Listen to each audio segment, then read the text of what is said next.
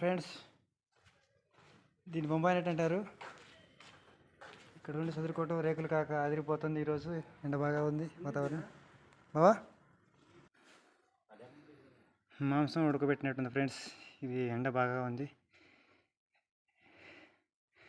రేకులు కాక బాగా ఉంది ఫ్రెండ్స్. ఇలా చదరాలి.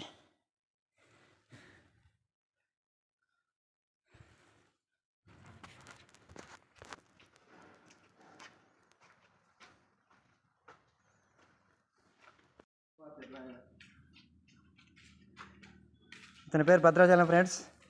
వెనకాల వచ్చే పెళ్ళికాని ప్రసాద్. దీన్ని బొంబాయి నెట్ అంటారు ఫ్రెండ్స్. ఇలా వేయటం.